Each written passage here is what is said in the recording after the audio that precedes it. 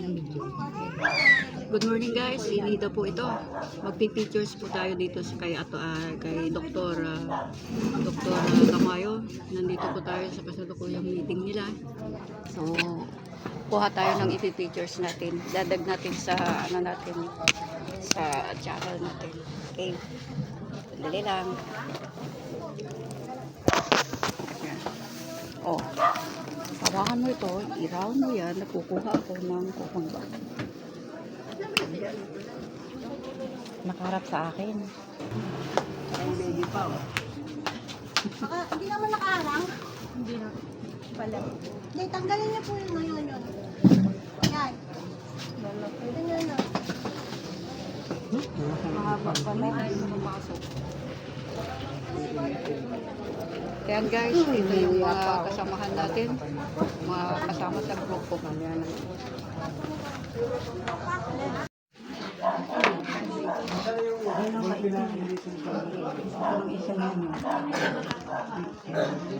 Ba't may mali?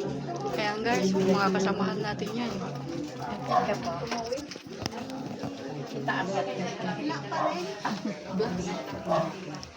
Shout out. Shout out. Guys, kain tayo. Yan ang mga kaibigan ng ating mga kagrupo. Kasama po yan sa mga Kirams group.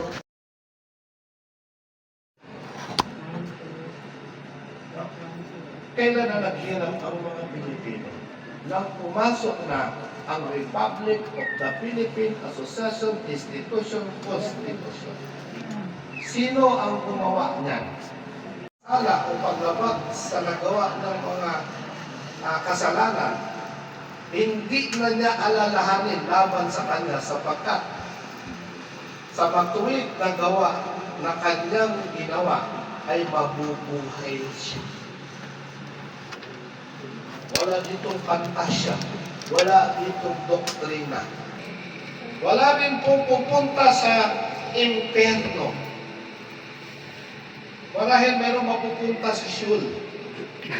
Ang shul kasi, kung ating i-translate, yan ang regular na nililibingan ng patayang tao, cemetery. Pero ang dami nilang mga haka-haka na hindi nila pinaliwanag ng tao. Kaya doon naluko ang ating mga ninuno. Kasi ang ating mga ninuno, ubod ng yaman. Kaya nga dito nagsimula ang World War I noong 1762. 2 years yan hanggang 1764. Kasi nung nakamatay na yung ating mga ninuno, ang mga diamond inuunanan, ang ginto binabanig nila. Tapos yung mga bara, inihigaan, nilalagyan ng banig. Wala silang kwartya. Pera nila, nasa likuran lang nila. Inuunanan. Inalaman. Dahil itong mga chismusong pumunta rito, nagsumbong sa Vatican. Sino ang unang chismoso nagpunta dito na pinadala noong 1864? Si Emilio Aguinaldo na mahusay na ranger na sundalo sa Interpol sa Pentagon. Siya pinadala dito ni Truman. Nung malaman ni Aguinaldo, 4 years pa lang, 1864, tapos 1868, nagbalita na siya, ang daming ginto, naikot ko na, Luzon, Visayas, Mindanao. So sabi ni Truman, anong gagawin natin? Hanap ka ng paraan, sabi ni Aguinaldo. Kasi si Aguinaldo, hindi naman Pilipino, Meksikano si Aguinaldo. Dayuhan lang siya rito para alamin lang ang kayamanan ng ating mga ninuno.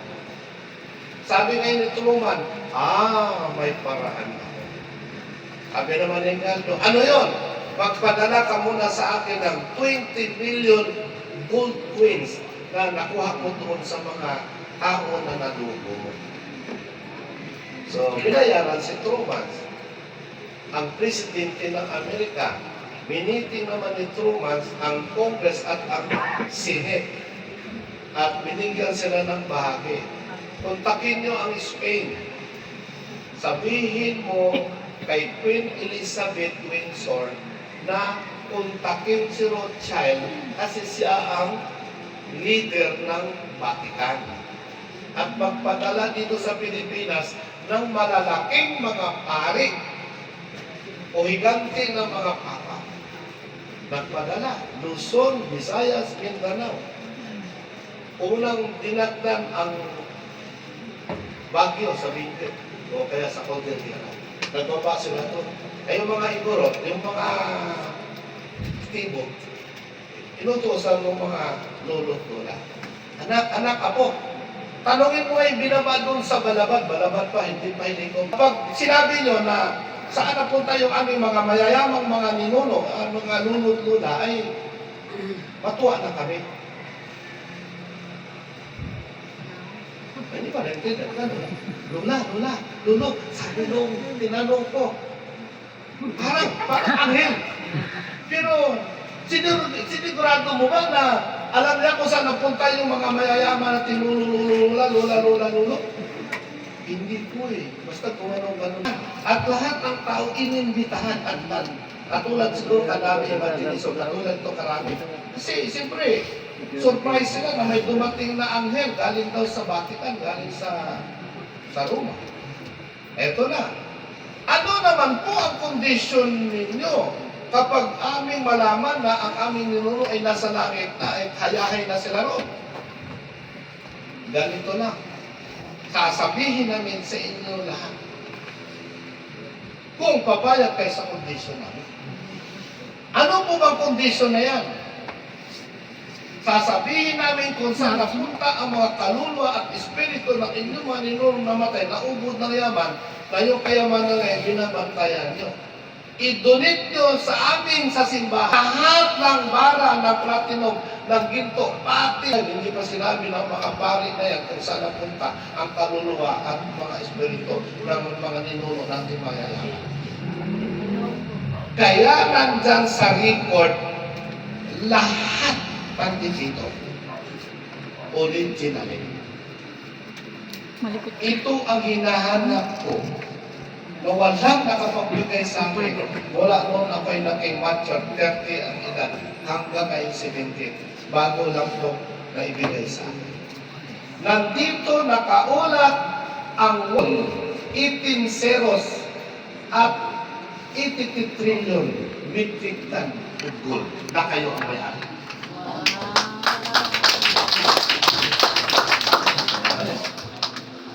Ha? Ba't itatagan mo? Sa ulo mo, oy! Ha? Bakit? Lahat ng bayamon sa pupo ng pare, lahat ng ginto natin sa pupo ng pare, lahat ng platinum sa pupo ng pare. Pati ang pagmimina rito, pinangungunahan nila. Kaya ang total ng record mula noong 1900,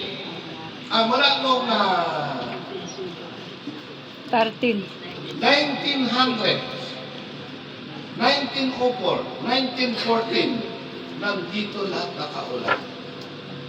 1 quadrillion. Ilang zero yung 1 quadrillion? Sister Marlene. Ang 1 quadrillion po ay 18 zeros. 1 quadrillion in 83 trillion metric ton of gold. Nandito na sa atin ngayon.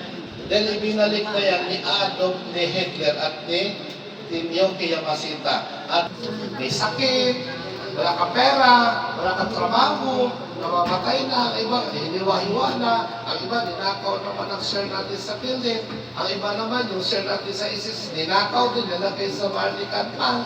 Ano ba? Marami ang pagsubok. Makakatayo ba kayo matatag hanggang maging ang paraiso? Yan ang tama. At dito na lahat. Ang ginto ninyo, platinum ninyo, at dito na lahat. Kaya tinanong ko minsan si Prince sa tawag.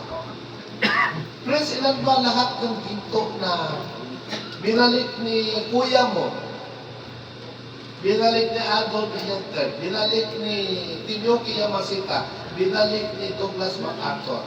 Kasi ikaw ang bunso eh. Doon, ang alam ko, trillion lang, trillion. Mayroon pa tayong patunay.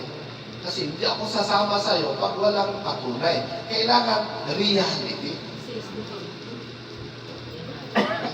Sabi niya, mayroon. Punta ka dito. Nainip lang ako kasi naligo ako, punta sa Santa Maria, punta sa Pampalay. Naikot-ikot na ako, tapos sabi ko, wait na ako, naligaw na ako. Niligaw talaga ako ng Espiritu ni Lucifer para hindi ko ito mabasa. Inong mabasa ko na, totoohan. Ngayon, sabi niya, meron tayong 917 bank sa buong mundo na ang may-ari ang mga Pilipino-Pilipina. Ano naman ang patunay niya? Noong 1966, dito inipon ni Brilliante President Ibrahim Marcos Chuwataili ang 300 na mga presidente sa buong mundo. Dito niya inipon. Parang ganito. At yung 300 na presidente, siya naman ang nag-create ng World Court. Siya naman nag-create ng World Bank. Siya naman nag-create ng United Nations. Siya naman nag-create ang United Nations ng IPUSO para sa mga project. Siya naman ang nag-create ang United Nations ng STAR, International Special Court Arbitration in Human Rights. Doon tayo pupunta. Pangkatawan. At sila rin ang nag-create ng IGC, Intergovernmental Court, katulad ng Supreme Court. Yan ang katapat. Doon tayo pupunta para igalang. Sila rin ang nag-create ng BIS, Bank International Settlement. Sila rin ang nagpalakas ng ating batas. Kaya ginawa nila ang ICJ, International Court of Justice. Sila rin ang nagpalakas ng ICC, International Criminal Court. At pinalakas nila ang Federal Board na siyang ginamit na central bank ng kapital ng buong mundo na walang iba ang United States of America. Yun ang ating pupuntahan. Kasi dito nila ginawa. Ipaalam din natin sa kanila kasi hindi na sila pupunta dito. Dahil masayang-masaya na sila. Dahil sila ang unang nakakuha ng puhunan. Kasi tinuring na tayo na pinakamayaman sa buong mundo eh. Tapos pinalakas ang mga nagiging leadership ng bansang United States. Pinalakas nila ang Kongreso, pinalakas nila ang Senado, at lalo na ang naihalal nilang presidente. Na yun ang ating pakikisuyuan. Sino ang pwedeng pakisuyuan dito na pupunta doon para magpapirma at maglabas ng IRR, Indian Endorse and Regulation? Dito ba kayo ba? Sabi ko sana kayo. Kung ako ang pupunta doon at itinuturing na nila ako no read, no write, baka isang dik-dik lang, wala na ako. Kakaharapin ko yung 300 na mga presidente. Wala na 300. Palagay na natin, i-exit na natin ang Pilipinas. 299 presidente sa buong mundo. Yun ang haharapin ko. At kayo naghihintay.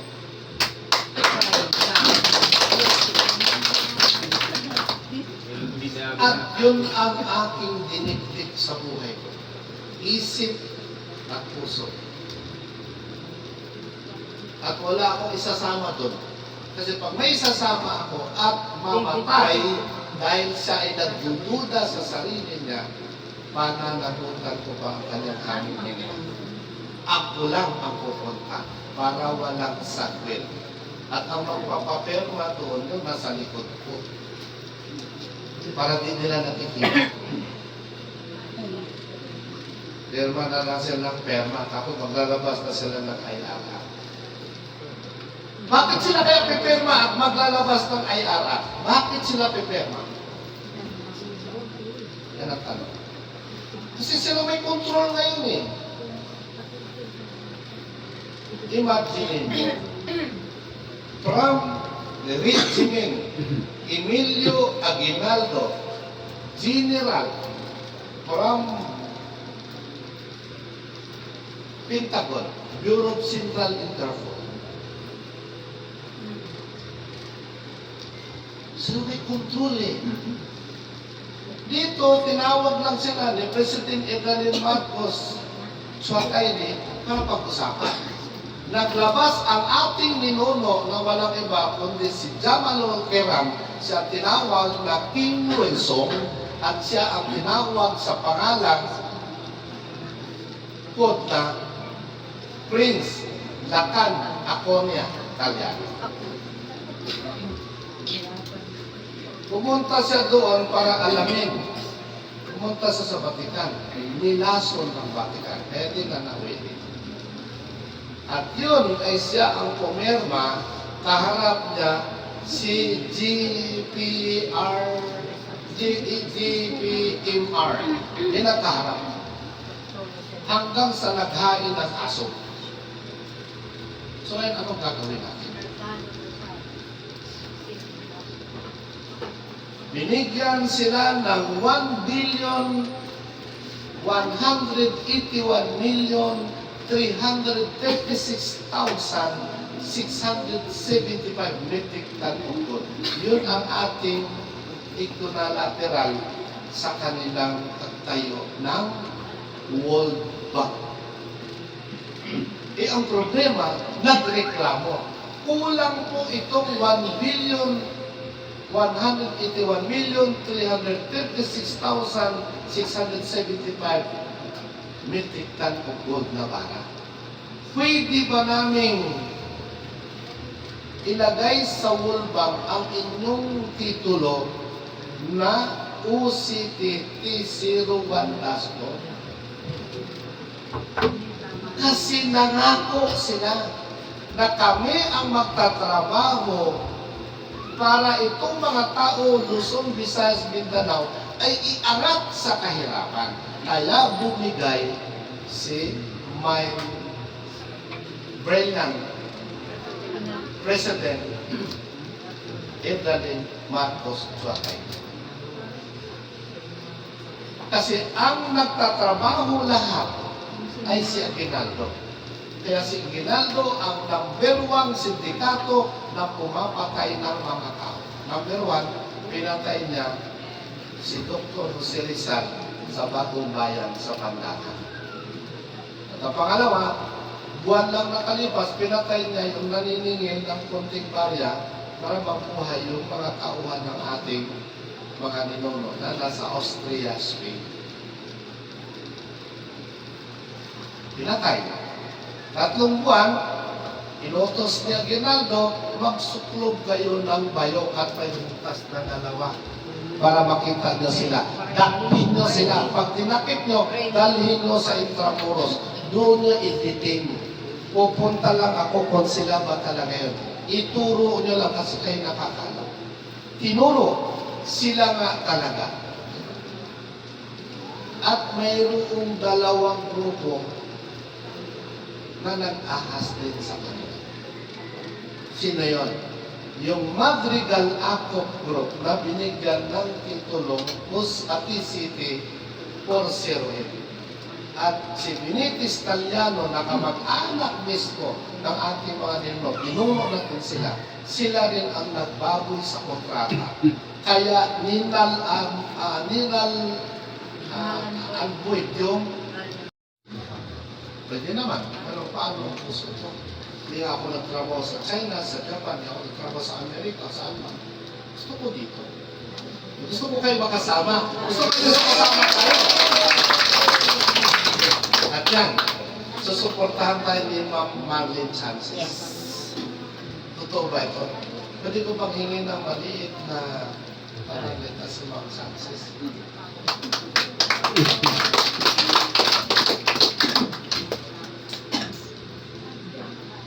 Mapagpalang araw po sa bawat isa. Maraming salamat po sa pagtatalaga sa akin bilang kalihim ng edukasyon. Sa tulong po ni Abaala ay magagampanan po natin ang ating gawain na ibinibigay na iniaatang. Matagal ko na rin po pinangarap maging secretary ko talaga ng education. Bakit po? Sapagkat para sa akin, napakahalaga ng edukasyon. Edukasyon sa bahay, di po ba? Edukasyon sa eskwelahan. At kinakailangan sa akin po, pagiging empleyado sa Pambansang Komisyon ng Kultura at Sine, ay nakita ko po na mali po yung history na tinuturo sa atin. Para po tayong na-brainwash doon. Di po ba? Hindi talaga totoo. Kasi po, doon po sa aming opisina, nagmi-meeting ko doon ng mga historian. Doon ko po narinig sa kanila, bakit ang history natin ay ginawa ng mga banyaga?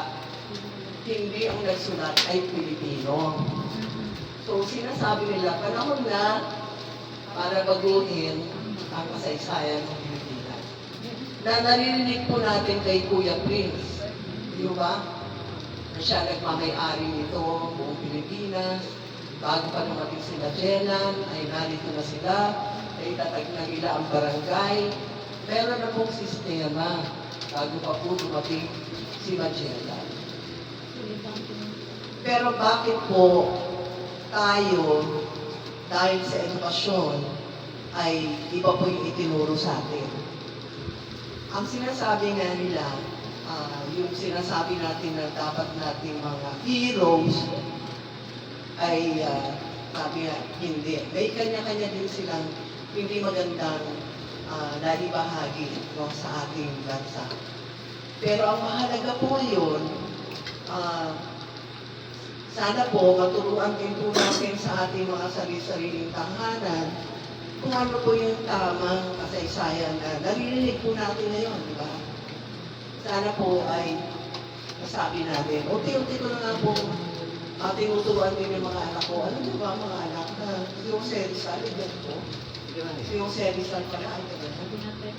Di ba? Na marami siyang, naipinago siya hanggang sa yung mga anak niya ay naikalat sa iba't ibang lugar. Kaya ako, nung nagpupunta ako sa iba't ibang bansa, nagtataka po ako, tinitingala po nila si Jose Rizal. Sabi ko, bakit sa aming sariling bayan, o tinignan mo yung kanyang monumento sa Luneta, ay mas mataas pa yung building na itinayo doon sa likod. Makikita niyo yun, natabunan na yung kanyang monumento. Tama po ba? Nung nandun po ako sa opisina namin, gusto ko namin ipag-iba yun. Alam niyo ba ang sabi sa amin? Yung monumento na nagtaong itaas. Sabi namin, balik na rin kaya natin. Si Rizal nakatalikod doon sa dagat at nakaharap doon. Diba? Para, nakaharap siya sa mga tao kasi sa Luneta nakaharap siya sa dagat. Di ba? Tapos, napansin ko po sa ibang bansa, pag ginagalang nila ang kanilang mga bayani, napakataso talaga ng mga monumento. Sa atin, hindi talaga, di ba? Sa Tutuban, natabunan. Sino una katayo doon? Natutuban. Si Andres Bonifacio. Hindi nyo nga po napapansin. Pero may monumento siya doon. Katapat mismo ng Tutuban. Di ba? Hindi natin nabibigyan ng halaga yung ating mga nasa paligid. Kaya po yung pagsasalita sa atin ngayon po ni Dr. Mayo, ginigising po tayo. Ginigising ang ating kaisipan, ang ating diwa, na mahalin natin yung ating bayan. Tanong ko nga po sa kanya, Dok, sino mo ang magluluklok kay Kuya Prince para maghari na siya dito? Di ba? Para siya na yung mamahala ng ating kayamanan at ang ating, kumbaga, ating bansa. Tapos sabi nga niya, maganda yung katanungan mo, sino nga ba? Di ba dapat tayo, mga Pilipino, paano po natin gagawin yun? Kinakailangan po magkaisa tayo. Paano po tayo magkakaisa? Paano po? Unite. Unite. Oo nga po, mag-unite tayo. Paano? Kasi ngayon nakikita natin, ang mayayaman, lalong yung mayaman, ang mahihirap, lalong humihirap. Nakikita po natin yun. Pero ano po ginagawa natin? Wala tayong magawa, di ba? Para nakatali yung ating mga buhay. Pero gusto na natin sumigaw. Gusto na natin itigil na yan. Mahal na Meralco. Mahal na taas ng bilihin. Itigil na po lahat yan. Hindi po tayo kumikibo.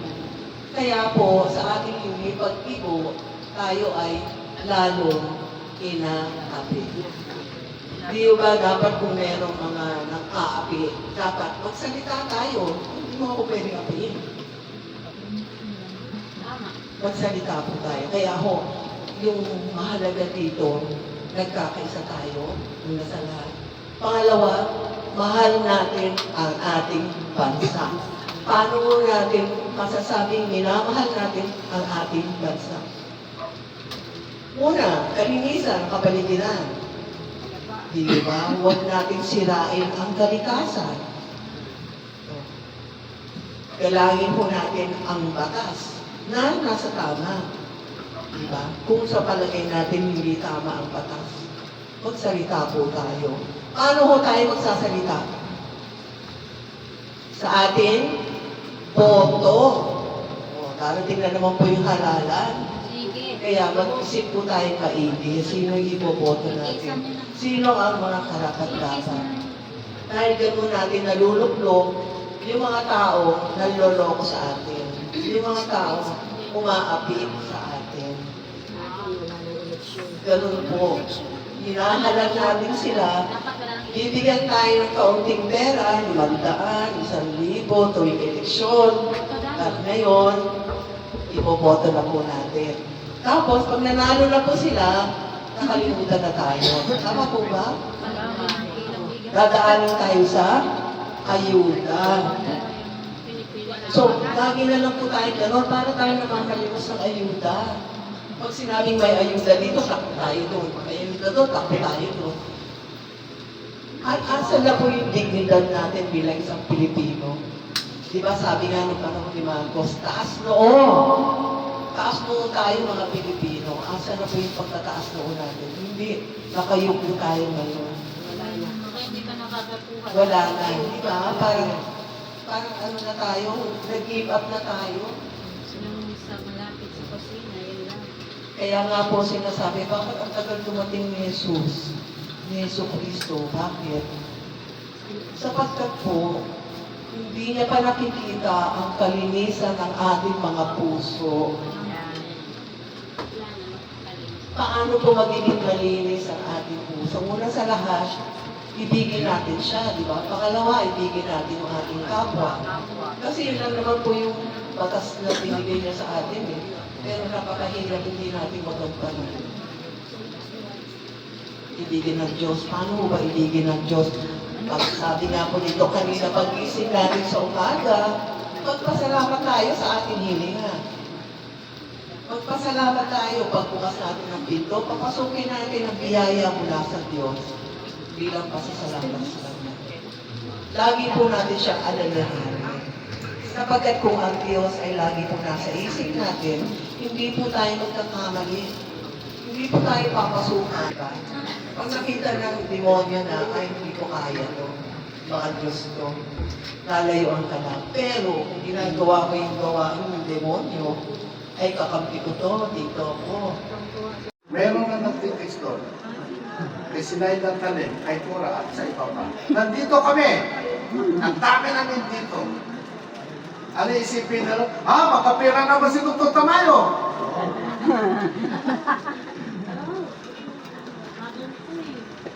Mali. Yan yung sakit mo na sa Huwag ang sarili. si pang-lockdown kayo. Mga sa isang salitang common, kung nagdududa kayo sa sarili nyo, kayo ang unang kaduda-duda. Pag naghinala kayo sa sarili nyo, kayo ang taong kahina-hinala. At nagbabalik sa inyo yan. Huwag mong pansinin, Dok. Mga ano lang yan. Gusto mo kayong tulungan. Dapat nakaline daw. Sa food, nakaline. Yung alam. Sa food, may food na eh. Ay, hindi ko alam. Yung ating diesel, Gutom na to si dyan sa lugar nila, nakapangalan na yan, nandito na nga yan.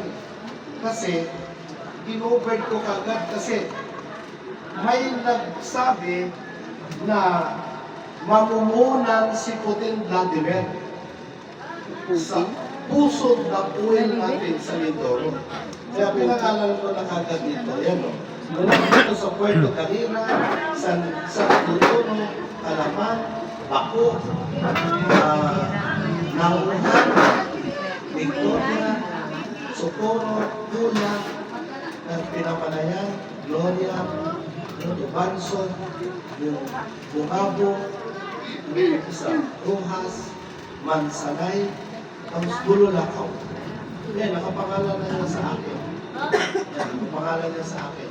Ilan yan? 4,238.39 square kilometers. 1,000 kilometer deep. Imagine niyo 1,000 kilometer deep. Kasing layo ng Apare, kasing layo ng Cavite at saka ng Surigao. Malalim. Ganun ang lalim. Puro diesel yan. Tapos ulit 1,000 kilometers gas. Ulit 1,000 kilometers gasolina. At ang lapad niyan ay 100 kilometers din. Kaya 4,000. Imagine niyo. Ngayon, ilan ang makukuha natin dyan? Ito na yung computation. Sa diesel, per day, diesel, first class na diesel, 1,600,000 barrels per day. Ang gas naman, 1,000 barrels per day. Ang gasolina naman, 1,300,000 barrels per day. Pag diniklara namin ni Prince, buong Pilipinas, libre ang gasolina sa kakrudo. Buong Pilipinas, libre ang pagkain sa lahat ng member dito ngayon. Ayaw niyo tapos, kayo ang magmamarket ng produkto natin sa buong mundo. Balik na natin ngayon. Kasi sila, nag-market sa atin, kayo ang collateral. Dahil kayo ang collateral sa World Bank. Hindi naman sila nagbabayad sa atin, 60 years na. So tayo naman ngayon ang magbibinta sa kanila sa 299 countries, sila ang pagbibintahan natin ng crudo na mas mura sa pinamili nila ngayon. Kasi ang Saudi, mauubusan na sila. Hihigupin na dito pag nag-cooperate na tayo. Hihigupin ang China, hihigupin ang Amerika, hihigupin ang Ukraine, Russia, hihigupin ang Mars sa Mindanao. Dito ang pusod sa lugar nila sa Mindanao. Hindi kaya pupusin. Mangunan kayo. Malagay na lang piso na lang per liters. Billion, trilyonaryo kayo. 100 billion years, hindi kaya pupusin.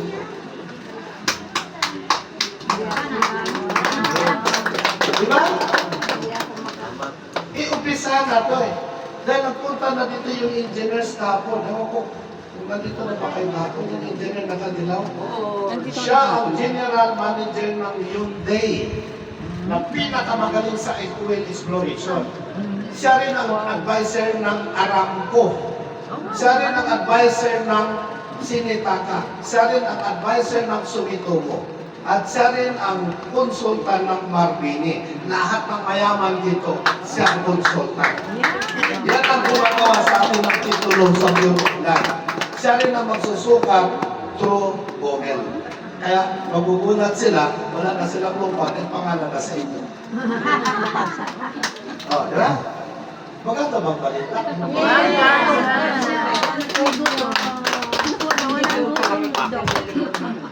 Nawala ang gutom. Kung ako nga, naligaw doon eh. Isang oras kami nag-uusap ng friends. Dok, minsan lang tayo makita sa buhay. Ako 75 na, ikaw 77. Tapos inip mo pa sa akin. Kaya pilit ko talaga, inabot kami ng gabi. Mula alas 8 ng umaga. Kaya narating ako doon, alas 8. Pagdating ko doon, sabi niya, Doktor, wala na akong kakimik-kimik. Ito na ang titulo natin, ito na ang libro natin, pag-aralan mo. Eh kung si Salmo kayo binigyan yan, o kaya kayo lahat binigyan yan, kami nag-negosyo na kayo, nandun na kayo sa McDo, nandun na kayo sa Cubao. Ala, nego-negosyo doon kayo doon, hingi-hingi ng load, hingi-hingi ng ganito, o may pera. Biktima yung mga babaeng walang asawa. Kaya kailangan iingatan. Kumplito na natin ang mundo. Kumplito na rin ang mundo. Saan natin kumanin ang mundo? Dito sa IDB. 150 million. Minsanan lang. At sa loob ng 3 buwan, may produkto na tayo na ibibenta sa abroad.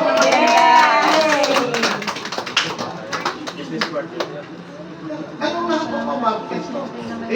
Hawakan nyo ang 299 countries. Yung 299 countries, nagsanga na ngayon yan. 335 countries na. Sa inyo yan, negosyo nyo yan. Bigyan mo lang si Pres ng 4%. Pero ano? Ako, huwag nyo lang bigyan. Kung makailangan yan. Pagmamahal na lang, Dok. Hindi na ako pwede yung magmahal. Tandaan nyo yan. Pero pag nagbigay kayo ng kulang-kulang din ibigay ko sa inyo. Walang perma. Makakalatin ang perma ni Prince. Kulang din eh. Di ba? Kumplituhin nyo para kumpleto ibigay sa inyo. Ayos ba? Ngayon, doon sa 1.5, meron akong proposal. Sa 1.5, para makikilala kayo. Sino man ang kaya mag-deal ng 3.5, ang products na makukuha nyo ay 4,500. May 1.5 na rin kayo tubo. 1,000. 3.5. Ano mayroon sa 3.5? Pag binintay nyo yun, edi meron na kayo 1,000. Balik ang muna kung kita na kayo. Anong mayroon doon? Kalahati. Siyempre, ang 500 itulong natin kay Prince. Ang 500 ilagay natin sa nagagawa ng ID. Ang 500 ilagay tulo sa factory. Ilan ang natira? Wala. 3.5. Tapos yung 2,000 ang natira. Tama? 2,000 ano gagawin ko? Pag nagawa ko ng sombrero, nandoon yung pangalan ni Prince Harap, sa likod naman ako. At doon may mga logo na ginagalang nire-respeto ka sa sino ng mga traffic enforcer. Okay, intindihan nyo ha? Ang t-shirt na may pangalan kayo, may mukha kayo dito, sariling inyo, at lahat ng logo ilalagay natin sa harap, sa likod, sa braso, lahat yan. At kayo naglalakad, taas loob sila sa'yo. Yun ang sinabi ng si Rizal. Ang Pilipinas, totoo yun. Tayo ay titigilain ng buong mundo. Kasi ang logo na ito ay galing dito sa atin. Binuhay lang natin sila. Hindi ba sila nagpabayad? So tayo nang gagamit niya. Sikat ka ngayon. Saan ka nakakita? ICG nasa kwelyo. ICC nasa kwelyo. Ang United Nations Police nasa balikat mo. O, sa kabila. Ano yung nasa kabila? O, ano to? Federal. O, lahat ng logo nandyan sa'yo. Sa likod ko. Sa likod pa. O, nakalagay sa likod. Ano nakalagay? O, sino Bureau of Central Interpol? Kayo! Hindi sila. Minanis lang yan nila. Para ding video, para ding bangko rito sa atin. Minanis lang nila. Pwede nagbibigay sa inyo 4%. Saan napunta doon sa politikong binuto nyo?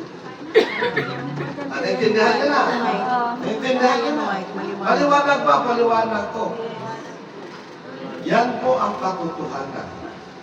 Ang politician na government, nangupahan lang ng 15 probinsya yan. Sinong puno? Si General Emilio Aguinaldo. Pinatay na si Jose Rizal. Yung piping Jose Rizal, pinatay sa Doneta. Piping yun. Yun ang totoo yun. What yun? Di ko yung tikoy. Ang totoong Jose Rizal, 1994, dito siya namatay sa Taguig. Kaya naasa kay Prince ang kanyang birth certificate at ang kanyang buto at ang kanyang gift certificate. Walang nakakahawak nun. Siya lang ang anak na binigyan. Kasi patay na ang mga kuya niya. Sino ang namimiki at nagpa-impostor dyan na may hawak na dyan? Ako nga wala.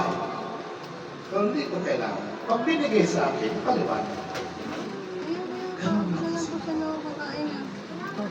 So ngayon, ang nagawin Kakain na ito, tayo. tanong ko, ngayon ay asais. Makabalik ba kayo sa... Bumalik kayo kasi mag-prepara ako ng lugar na doon tayo magkakatangan, magsasaya, doon tayo magtatanungan, doon tayo magsasaya. Dapat may t-shirt na, Doc. Ganyan. Ha? Dapat meron ng t-shirt na gano'n. Ay, hindi ganun kadali magpagawa ng t-shirt. Kasi may bayad ang t-shirt. Ang paggawa nito lang, kasama ang mga logo po, ay 975. Eh, sombrero pa, meron din bayad. So, ano? Eh, kung meron pa kayong tsapa, meron din bayad. Son, bakit may tsapa? Kasi lahat kayo, general. Sino lalaban sa inyo? Lahat kayo general. One-star general kayo. May lalaban. Eh, pag one-star general kayo, 1 million ang sweldo nyo. Monthly. Di ko na makukunin yun sa akin. Kasi ginawa na akong 13-star general. Ano ibig sabihin ng 13-star general? Ha? Anong ibig sabihin? Bakit ako binigyan ni Prince Abdulrahman Kiram ng 13-star general? Ano ibig sabihin niya? Basa. Ano ba? Ay, Pwede pwede naman ako kami nag-list dito, walang star eh. At si Prince, bakit nilagay sa kanya ang 18-star general? Ano ibig sabihin niya? Highest. 189. Ayos? Bawat region may isang isa. Tignog ko, baka tanungin kayo. Kasi marami magpa-member at nandun sa ID ninyo, nakapirma kami doon. Si Prince ay 18-star general. Ang tanong, bakit 18-star general siya? Kasi siya ang may-ari ng Luzon, Visayas, Mindanao at ang star ay kumakatawan. Makinig muna, kayo magsalita. Kailan kayo? Makinig.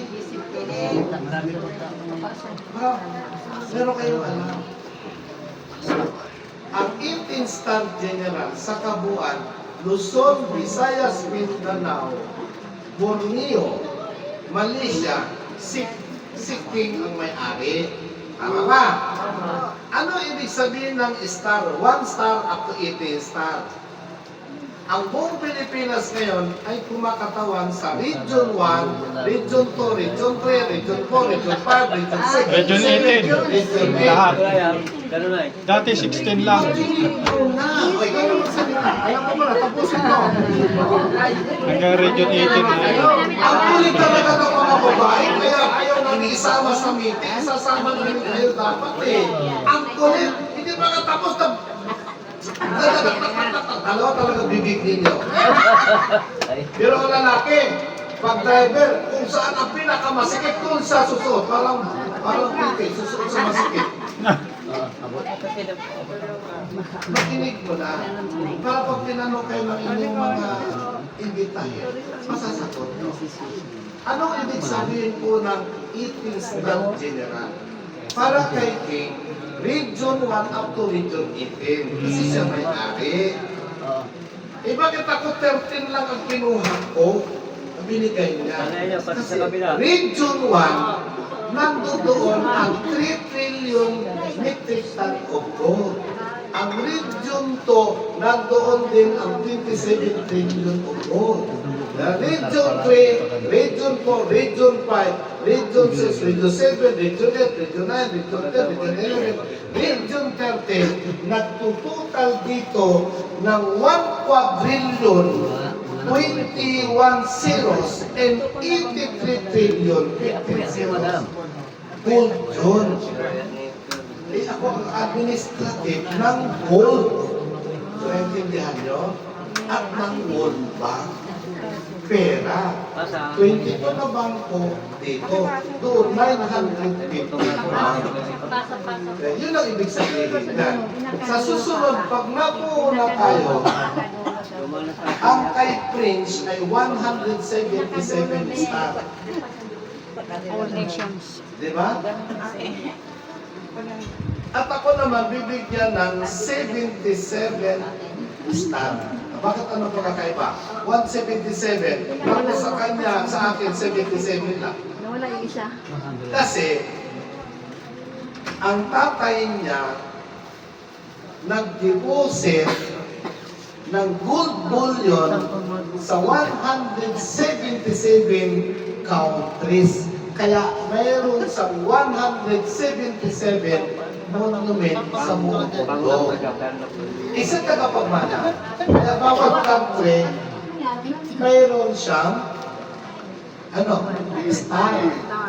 Kaya kapag natapos na natin ang 114 million na kapirma na lahat, siya naman ang kakatawan sa 177 countries na may central bank. Ngayon, bakit ako 77? Kasi yung 77, World Bank yan, na may backup na ginto.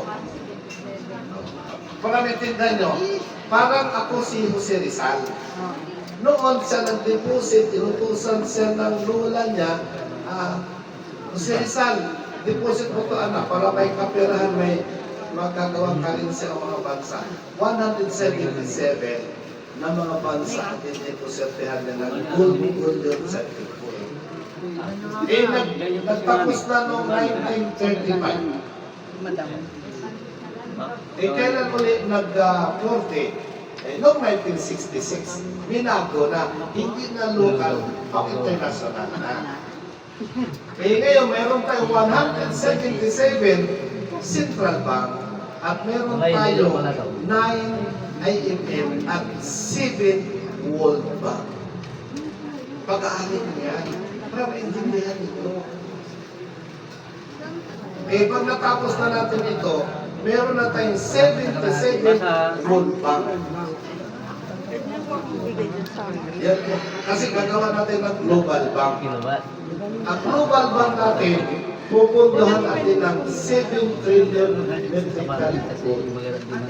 At ang 299 countries, pupuntahan naman natin sila ng 1 trillion metric ton gold para meron silang kapitirahan. Ngayon, ang lahat ng ibibintang pera dito sa Pilipinas, may nakalagay na code na PI. Ano ibig sabihin ng PI? Philippine Islands. Yan. After ng 10 years, sila naman ay mag-print na sila. Pero dala pa rin nila yung ating PI. Inyan daw. Every 25 years ang ginawa. Hindi na 40 years. Habang mabuhay kayo, may pera. Habang namamatay kayo, wala kayong pera. Pero naipon naman nyo. Dahil pagkabuhay sa inyo, makakapag-ipon yan na parang tinipusik na lang. Kasi lahat ng buhay, Ni Parong daw. naniwala ba kayo? Wala kayo. Hindi mamatay ka na ngayon. Para pagkabuhay mo. Gusto nyo mamatay na ngayon?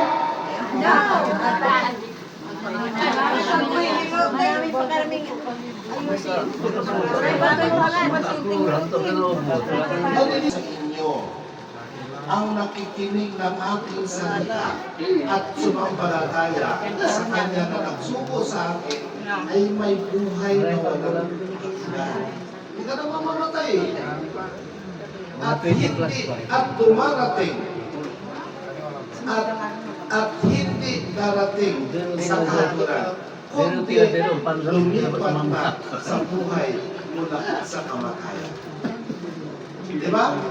Ang iba ay maniwala. 25, katotohanan sinasabi ko sa inyo, dumarating ang oras at ang mga yun na nakarinig ng mga patay ang aking tinig na sabi ay sila'y mabubuhay. Lahat ang makarinig, mabubuhay.